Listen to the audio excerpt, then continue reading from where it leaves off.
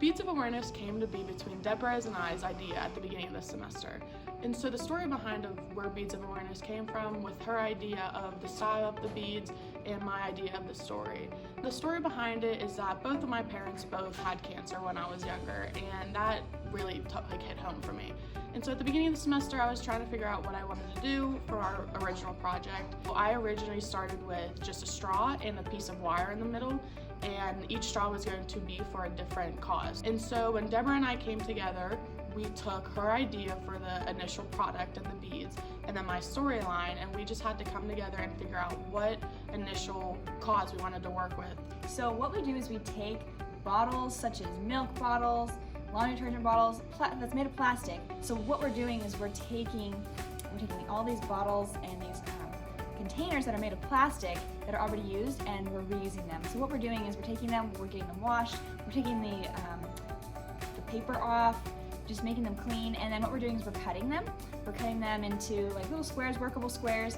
We take all these little pieces that we've cut up and we put them in a panini press, and then we just melt it on high, and so over time when it gets hot, it melts into this mold, and then we cut the mold, and after about probably 10 minutes, 15 minutes, we get this really nice mold, and depending on the colors, we can mix the colors, and it just really makes these really nice designs. And so once we have the desired beads shape or the look that we're looking for, then that's where Lily comes in, and she has just offered her expertise in the jewelry department and just kind of come up with the design. And so what she's been doing is she's been manipulating different designs.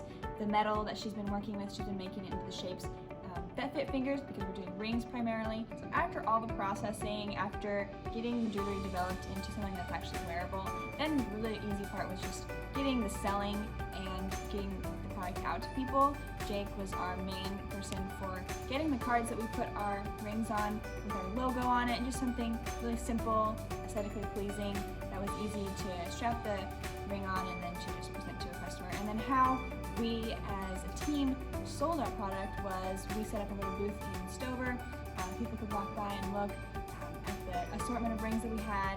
They could make an payment easily by just cash or a Venmo or Cash App, something that we could pay online with their phone. So it made it really easy and just very hassle-free. So what Beads of Awareness is going to do is we're going to give 100% of our proceeds to Second Sam 9.